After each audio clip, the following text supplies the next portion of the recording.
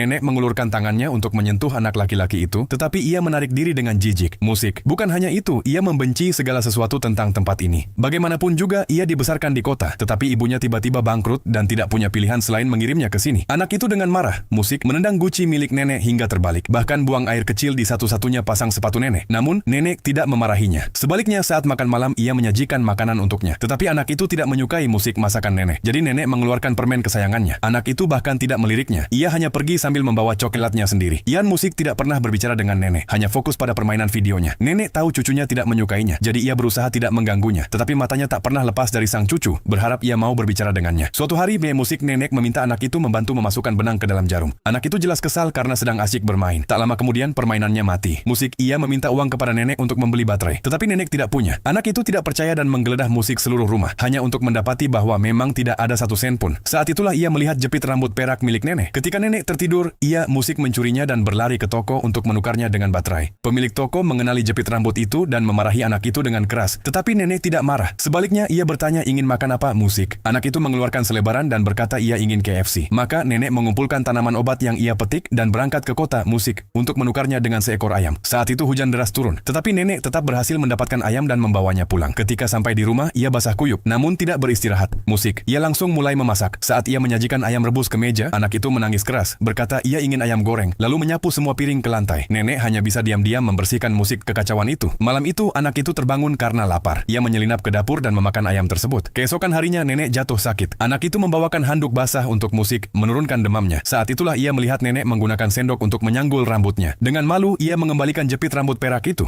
Musik, kepada nenek. Setelah nenek sembuh, ia mengajak anak itu menjual tanaman obat. Di sana, anak itu melihat seorang gadis yang dikenalnya. Ia langsung menjatuhkan keranjang ke Musik tanah. Nenek harus menjual tanaman obat itu sendirian. Anak itu merasa sedikit bersalah, tetapi terlalu gengsi untuk membantu mengurus uang hasil penjualan. Nenek Musik mengajaknya ke sebuah restoran, tetapi ia hanya minum air untuk mengganjal perut. Saat membayar, nenek Musik mengeluarkan semua uang yang dimilikinya. Anak itu merasa sangat malu. Kemudian mereka melewati toko baterai. Ia tidak berani meminta nenek membelikannya. Dalam perjalanan pulang, nenek menaikkan anak itu ke bus. Sementara nenek memilih Musik berjalan kaki demi menghemat uang. Anak itu menunggu di halte cukup lama, tetapi nenek tak kunjung datang. Ia pun memutuskan Musik berjalan pulang sendiri. Saat menuruni jalan, ia tersandung dan jatuh. Saat itulah ia menemukan sesuatu di sakunya, permainan videonya dan uang untuk membeli baterai. Pada saat itu nenek muncul di kejauhan. Anak itu langsung, Musik menangis terseduh-seduh, dipenuhi penyesalan atas semua yang telah ia lakukan. Apakah nenekmu akan mencintaimu seperti ini?